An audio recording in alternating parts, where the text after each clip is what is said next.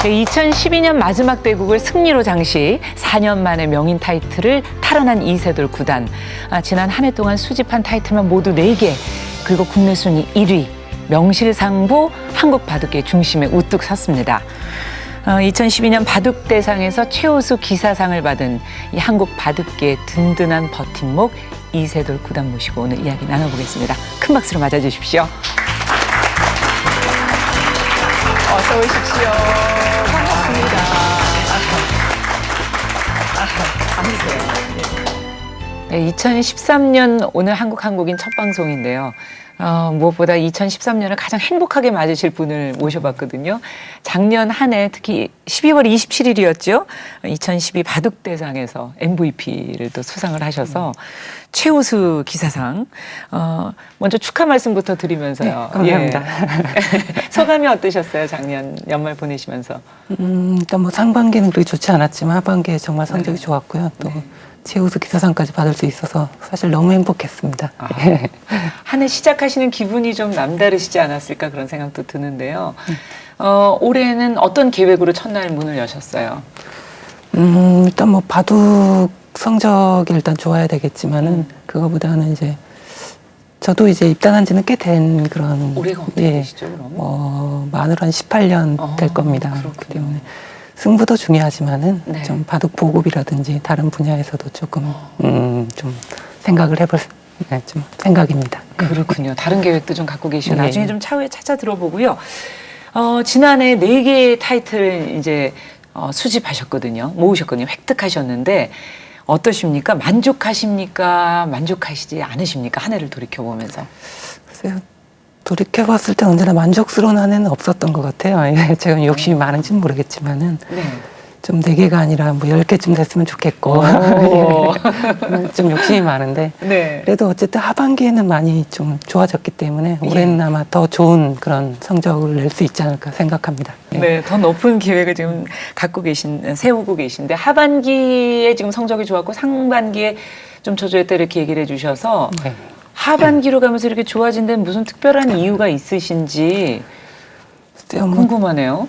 일단은 컨디션 자체가 상반기엔 좀 침체가 돼 있었다고 볼 수 있겠고요. 또 제 아내와 또 아기가 또 캐나다로 유학을 또 결정을 하고 준비 과정이었기 때문에 좀 그런 것도 좀 심리적으로는 조금 초조하거나 뭐 그런 게 있었던 것 같습니다. 그러면 언제 떠나셨어요? 이제 8월 달에 떠났는데요. 네. 이제 사람이 이제 매 맞기 전이 가장 무섭잖아요. 그렇죠. 예, 근데 매를 맞아 보니까 그래도 좀 생각보다는 좀 견딜만 하고 오히려 좀 가기 전보다는 좀 마음이 좀 정리되는 듯한 그래서 좀 컨디션도 그때 또 올라왔고요. 마침 그래서 좀 하반기에는 성적이 좋지 않았나. 예. 하나하나 이제 좀 그 대국 하셨던 얘기로 좀 들어가서 얘기를 좀 해보죠. 특히 중국 구리 구단과의 경기 처음 딱 만나실 때 저는 바둑을 두시는 분들 대국 하시기 전에 어떤 느낌이실까? 자리에 이렇게 앉으시잖아요, 두 분이. 그때 느낌이 오십니까? 오늘 경기가 어떻게 풀릴지? 예, 아무래도 조금은 느낄 수 있습니다. 이 사람의 컨디션이라든지 기세 뭐 이런 걸 좀 느낄 수 있는데 이제 전날 저는 이제 인터뷰를 잠깐 했었는데 그때 봤을 때 구리구단은 기세나 컨디션이나 이게 모든 게 거의 완벽해 보이더라고요. 그래서 사실 저도 그렇게 뭐 좀 자신감이 없는 편은 아닌데 딱 봤을 때 저랑 이제 친구인데 이 친구가 이게 좀 쉽진 않겠구나 이번에. 예, 그 정도로 좀 컨디션이 굉장히 좋아 보였고 살짝 기세상은 좀 밀린다는 좀 그런 생각도 좀 들었습니다. 예. 그래서 도보시니까 처음에는 조금 밀리셨잖아요. 그렇죠. 뭐 사실 압도적으로 좀 압도적으로 밀리다시피 했고요. 네. 사실 뭐 첫판 대국은 제가 사실 이겼어요. 이기긴 이겼는데 사실 진 거나 다름없습니다. 뭐 결과가 원래 좀 말을 해주긴 합니다만 내용상은 뭐 사실상 뭐 완패 형식으로 흘렀거든요. 그래서 다행히 뭐 이긴 건 다행인데 어쨌든 내용상 그랬기 때문에 네. 좀 1국을 이기고 나서도 좀 자신감 부분에서 그렇게 뭐 업이 되지는 않더라고요. 대국 내용상 너무 밀렸기 때문에. 네. 2국은 뭐 완패로 그냥 졌고요. 이제 마지막 3국인데 3국도 굉장히 힘들었습니다. 사실 뭐 거의 뭐 질 뻔한 기회가 한 2-3번은 있었는데 구리구단이 원체 호방한 스타일이에요. 또 호방하고 좀 그러다 보니까 좀 세밀한 거에선 좀 그런 부분이 약한 부분이 좀 있는데 어떻게 이번 경기에서는 그 경기에서는 좀 그런 부분이 약점이 좀 부각돼가지고 제가 좀 네. 맨날 하는 말인데 좀 운이 좋았습니다. 어떻습니까? 구리구단 앞서도 친구라는 표현도 잠깐 하셨고 동갑내기로 알려져 있거든요. 어떤 상대입니까? 앞에 호방하다 이렇게 잠시 표현해 주셨는데 상대로 볼 때는 어떤 상대인지. 일단 라이벌이고요. 제가 생각하는 가장 까다로운 상대, 까다로운 상대. 가장 힘든 상대 이렇게 볼 수 있고요. 뭐 친구로 봤을 때는 더할 나위 없는데 그 이유는 제가 가지지 못한 점을 많이 가지고 있어요. 이 친구가. 그래서 뭐 호방한 거 저는 사실 호방한 스타일과는 좀 거리가 멉니다. 호방하거나 또 네. 진짜 뭐랄까 말로 편하게 했는데 뭐 대류 게임이라고 할까요? 중국 좀 그런 그런 그런 힘이 그런 느껴지는 친구. 바둑 쪽에서도 그런 게 좀 느껴집니다. 예. 뭐랄까 좀 기대, 설레임, 설레임이 있으세요? 이 친구는 지금 뭔가 시합을 두면 또 중요 시합에서 이렇게 둔다 그러면 굉장히 긴장도 되지만은 좀 설레임 같은 게 좀 느껴져요. 아, 내일 진짜 이 친구랑 또 두는구나. 예. 표정이 연애하는 분의 표정이세요. 설레인다고 하실 때. 그렇다면 저희 마지막 대국이었던 명인전은 어떻게 된 건지 그때도 사실은 후반에 3연승을 하셨어요. 이건 어떻게 된 겁니까? 더 기쁘긴 하셨을 것 같은데 경기 끝나시고는. 일단 첫 판과 두 번째 판은 제가 사실 바둑을 둘 수 있는 그런 컨디션 자체가 아니었던 것 같아요. 좀 그 구리구단과의 승부 직후에 또 바로 네. 좀 와서 대국을 해서 제가 생각해서 좀 부끄러운 바둑을 두었고 또 패하기도 했고요. 그래서 다행히 또 하루 쉬는 날이 있었어요. 그때 이제 대선 날이라서요.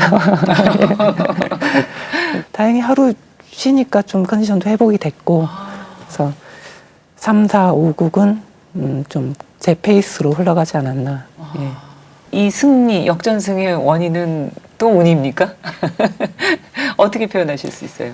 일단 제가 컨디션을 찾은 것 자체가 사실 굉장히 운이 많이 따랐다. 사실 하루 만에 그렇게 뭔가 페이스를 찾는다는 게 힘들거든요. 근데 이번에 좀 찾을 수 있었던 건 좀 운이 좀 많이 따랐다. 그런 부분에서는요. 그리고 백홍석 제 후배인데요.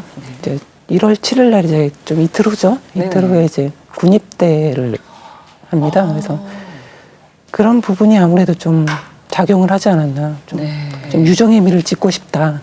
예, 그런 생각이 좀 강해서 부담감이 있어서 제가 좀 3, 4, 5은 좀 오히려 수월하게 이끌 수 있지 않았나 생각합니다. 예. 역전의 비결이 뭔가 있을 것 같은데요. 그렇게 거의 포기해야 할 만한 상황에서 뭐 포기하지 않는 거 뭐 이런 걸까요? 일단 사실 포기를 한다 그러면은 아무것도 이루어지지 않겠죠. 그러니까 그건 맞습니다. 저는 뭐 이렇게 마지막 순간까지 포기해 본 적은 없어요. 제가 이제 뭐 졌다 이렇게 인정할 때까지는 포기한 적이 없는데 그거는 모든 기사들이 그러지 않을까 싶어요. 뭐 바둑뿐만이 아니라 모든 일에 뭐 어떤 일을 하시든 사실 뭐 끝나기 전까지는 포기할 필요는 없잖아요. 그래서 당연한 건데 또 막상 제가 뭐 이렇게 쉽지는 않은 되니까 거죠. 제가 운이 좋다는 거죠. 묘하게 피해 가시네요. 예. 지금 바둑으로 보면 20대, 지금 이제 30대가 보통 전성기라고 표현하는데 어떠세요? 이세돌 구단이 지금이 전성기라 생각하시는지 언제까지 바둑을 둘 수 있다고 생각하시는지. 사실 저는 뭐 초반에 부분에도 말씀드렸듯이 좀 욕심이 많은 편이에요. 그래서 아직 전성기는 오지 않았다고 생각을 합니다. 아, 지금 올해 상금 1위 3년 연속 이것도 지금 전성기가 아닙니까? 네. 앞으로 더 발전할 그것이 많다고 생각을 하기 때문에 아직 전성기는 오지 않았다고 생각하고 뭐 이제 한 5년 후쯤 한 30 중반쯤에 전성기가 왔으면 하는 바람입니다.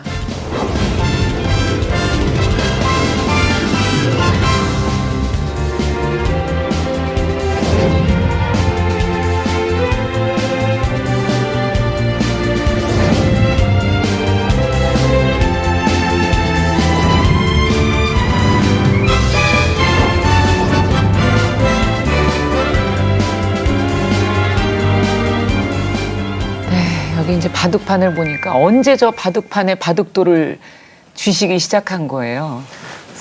저도 사실 정확히 기억은 안 납니다. 근데 네. 아버지 또 어머니가 6살 때 배웠다 이렇게 말씀하셔가지고 그렇게 배운 걸로 알고 있습니다.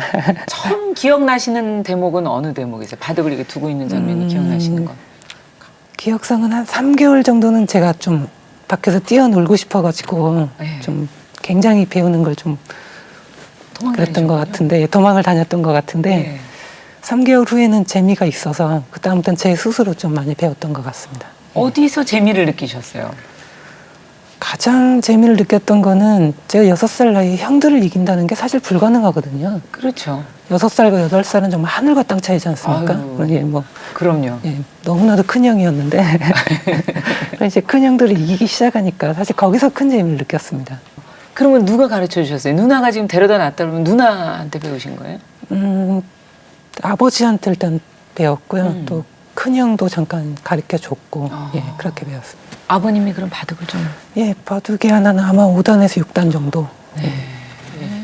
그러면 자식들을 다 하나하나 다 바둑을 가르치신 모양이에요? 네, 지금 3남 2녀 중에 제가 막내고요. 예. 3남 2녀가 다 바둑은 둘 줄 압니다. 몇 단? 이제 제 큰형님은 지금 프로기사고요. 같이 예. 프로 활동을 하고 계시고 이제 큰 누나는 이제 아마 초단, 작은 누나는 아마 한 5단 정도 되시고요. 네.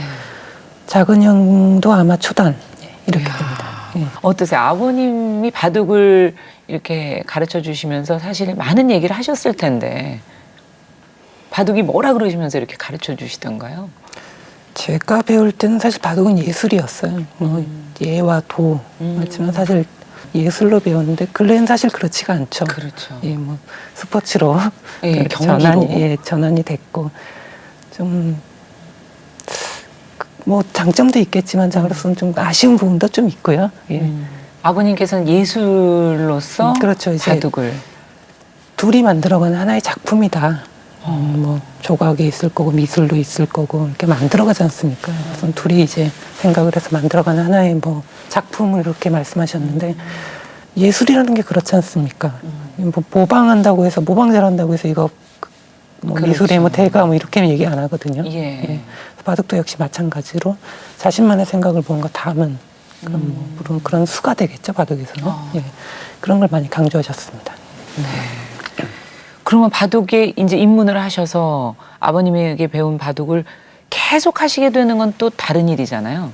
그냥 아마추어로 남아 계실 수도 있는 뭐 거고. 취미 생활로 그렇죠. 할 수 있었겠죠. 예. 근데 계속 가게 된 계기는 뭘까요? 일단 아버지 생각은 사실 정확히 모르겠습니다. 어떻게 저를 프로기사로 키우실 생각을 하셨는지 모르겠지만 제 개인적으로는 이제 조은영 국수님께서 이제 응시배 임창치배를 우승하시는 걸 이제 TV로 봤었거든요. 그게 몇 그게 7살 나이인데 참으로 멋있더라고요. 예.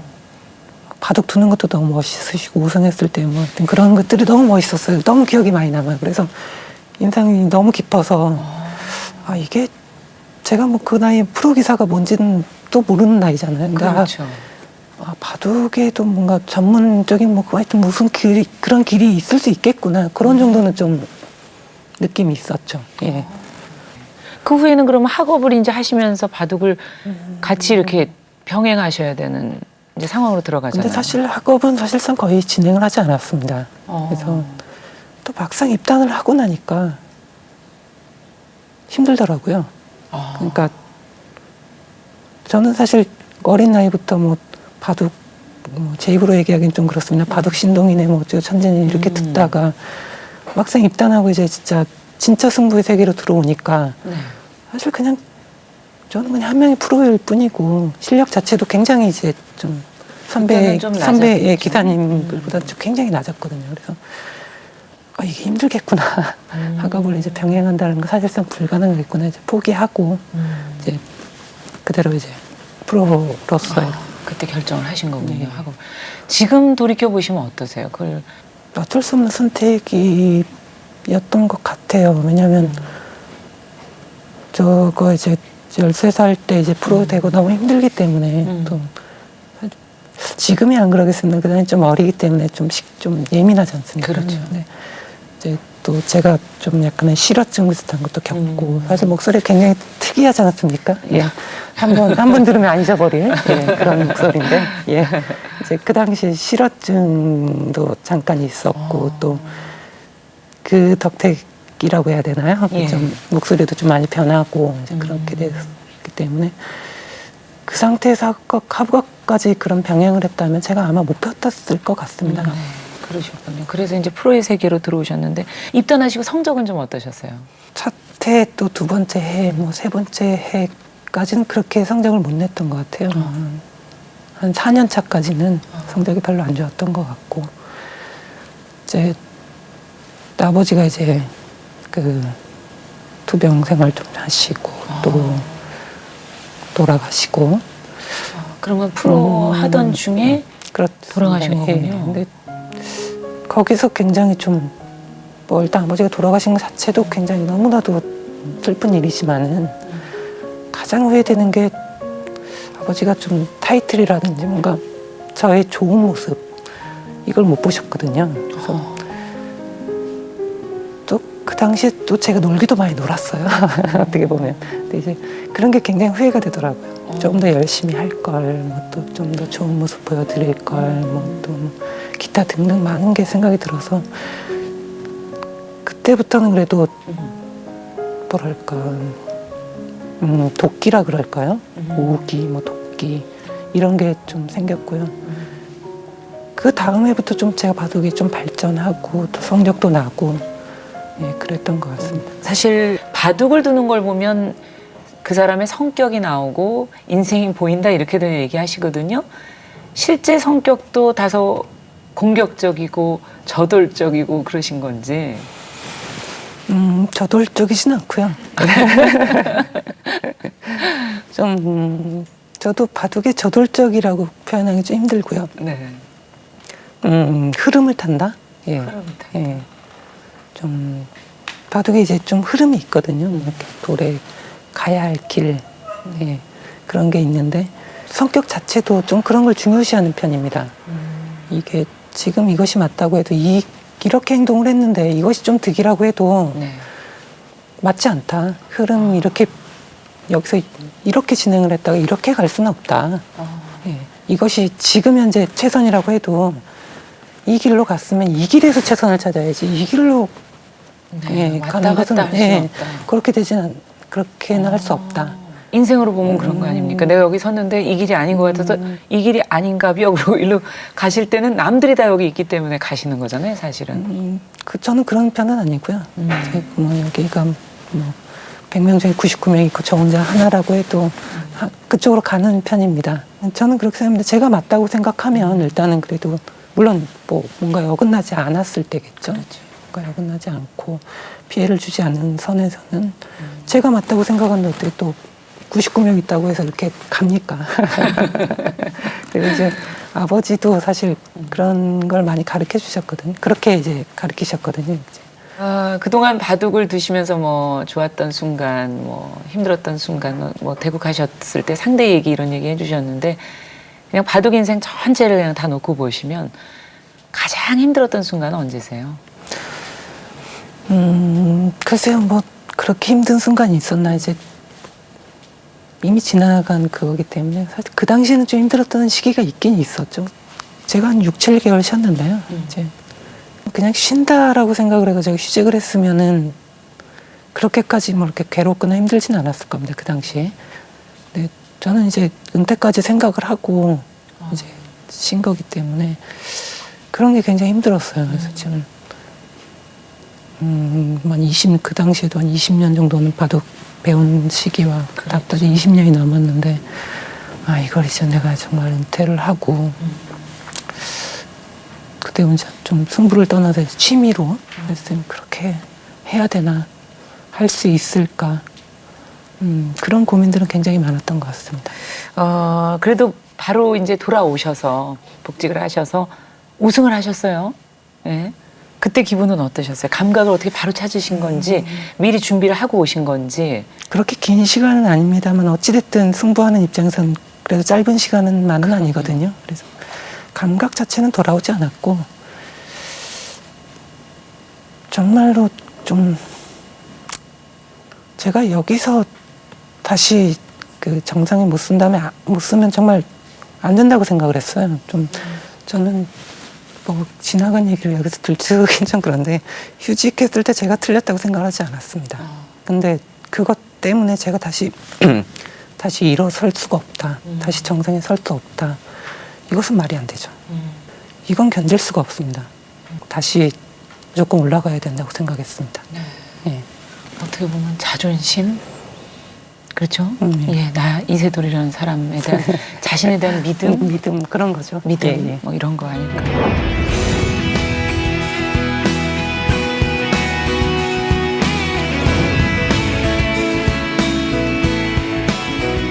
아버님이 하나의 바둑의 인생 문을 열어주신 분이라면 이제 그 후에 이제 만나는 분들이 많으실 텐데 그동안 이세돌 구단 얘기할 때 항상 이창호 구단과 같이 얘기하면서 네. 비교도 하고 승패를 비교해 보기도 하고 막 또 두는 스타일을 비교하시는 분들도 있고 어떻게 보면 넘어야 될 어떤 하나의 산처럼 느껴지지 않았을까 그런 생각도 들어요.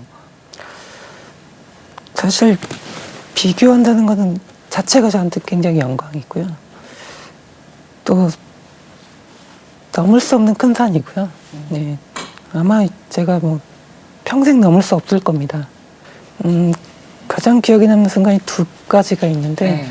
하나는 제가 이제 2연승 3연패로 제가 이제 세계대회 첫 우승을 놓쳤을 때 예, 그때가 가장 또 기억에 남고 두 번째는 제가 그 대회에서 또 2년 후에 다시 이제 결승전에 들어서 제가 또 이겼을 때 이 두 가지가 가장 기억에 남습니다. 한 번은 패했을 때, 한 번은 이겼을 때. 예, 그때는 좀 어리긴 어렸습니다만 참 생각이 참 제가 오만했어요. 또 사실 이창호 사님한테 내가 무조건 이긴다, 뭐 또 뭐 넘어섰다 뭐 이런 생각을 하고 있었어요.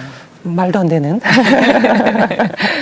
예, 그런 생각을 네. 하고 임했고 네. 또 대국을 또 제가 두 판을 내리 이겼습니다. 그래가지고 역시 뭐 그런 자신감이 예, 뭐 넘쳤겠는데요, 그 순간에. 그렇죠. 예. 그렇게 됐는데 역시 한계가 있지 않습니까? 그런 생각을 그렇게 하고 있다는 것 자체가 사실은 말이 안 되는 것이고 이길 수가 없는 거겠죠. 그래서 역시 3연패로 졌는데 그때 많이 깨달았죠. 아, 이게 아직도 내가 그게 아닌데 내가 이런 생각을 했구나. 예. 그리고 그렇게 이제 생각이 들어서 가장 기억에 남는 거고요. 졌다기보다는 또 네. 두 번째는 그때는 이제 그런 생각으로 임하진 않았습니다. 이창호 사님이 저보다 한 수 위다 이렇게 생각을 하고 임했습니다만은 또 이기고 나니까 사람 마음이 또 참 이게 그래요. 감사하죠. 예, 예. 그래서 이제 내가 이제 넘었다. 예. 계속 넘을 거냐 안 넘을 거냐 예, 이게 이제 큰 내가 문제네요. 넘어섰다. 네. 또 그런 마음이 또 드니까 또 이제 또 슬럼프가 와서 또 한 1년간 사실 굉장한 슬럼프를 겪고 그다음에 이제 또 돌이켜보니까 그게 아니더라고요. 그러니까 사실 그냥 한 판 이긴 거죠. 근데 뭐 언제나 한 판 정도는 한 번에 무슨 경기는 이길 수 있는 거 아닙니까? 그렇죠. 그렇죠. 뭐 10번에서 한 번 이길 수도 있는 거고 그런 건데 그걸 이제 저 혼자서 또 한 번 이겼다고 또 넘어섰다고 생각한 것 자체도 또 재밌고 또 네.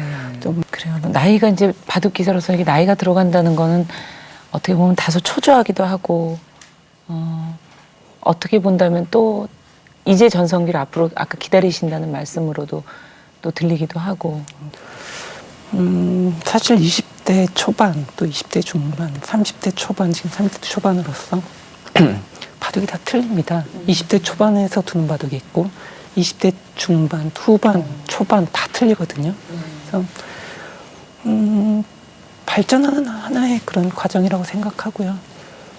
굉장히 즐겁게 받아들이고 있습니다. 그 나이가 들어감에 따라서 바둑이 변하고 또 물론 부족한 부분도 생길 수 있겠지만 깊이는 아무래도 더해지거든요. 그렇죠. 그래서 굉장히 즐겁게 받아들이고 있고요.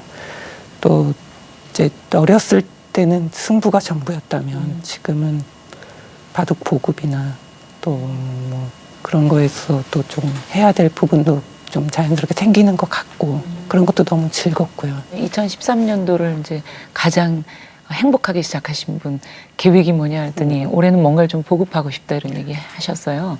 바둑을 누구에게 어떻게 보급할 계획을 올해 갖고 계신 건지. 제가 보급이라고 하는 게 사실 미국 바둑 보급을 지금 굉장히 예. 바둑을 두시나요? 아직은 좀 미미한 수준인데요. 그쵸. 예, 그걸 이제 좀 보급을 해야겠죠. 정말로. 그래서 빠르면 한 3년에서 좀 길게는 한 4년. 이쯤에는 제가 이제 정말 미국으로 좀 가서 정말 바둑 보급을 할 생각으로. 한류가 이제 바둑으로도 한번 전 세계로 나가게 되는 게 아니라 하여튼 다른 나라에까지 한중일은 물론 관심 좀 가지신 분들이 많지만 다른 나라에 한번 보급을 해보시고 싶다. 이세돌 구단 앞으로 계획 이제 뭐 2013년도 계획을 들어봤지만 더 크게 인생에서의 계획. 일단 저는 기본적으로 롱런하는 그런 기사가 되고 싶고요. 저는 승부사 이세돌도 중요하지만은 바둑 보급이라는 다른 뭐 어떤 분야가 됐든 그런 것도 굉장히 중요하게 생각을 하거든요. 제 인생 자체니까 네.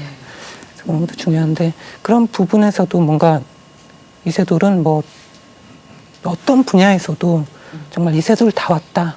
예. 최고까지는 아니더라도 어쨌든 이세돌답게 네. 그런 분야에서도 했었다. 뭐 이런 얘기를 듣고 싶습니다. 네. 센돌 이세돌. 에게 바둑이란 끝으로 질문을 드리죠. 바둑이란 인생. 지금까지는 뭐 거의 인생의 대부분을 바둑으로 지냈기 때문에 인생의 거의 인생이었다. 뭐 이렇게 볼 수도 있겠지만 또 바둑이 인생의 전부는 아니지 않습니까? 그래서 앞으로는 좀 친구처럼 제 인생의 친구처럼 그렇게 가고 싶습니다. 네. 앞으로도 우리 바둑계 많은 또 보급과 노력을 또 해주시고 그 자리를 또 오래 지켜주시는 것도 분명히 의미가 있을 것 같아요. 예.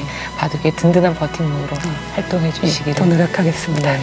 기대하겠습니다. 오늘 말씀 잘 들었습니다. 감사합니다. 감사합니다.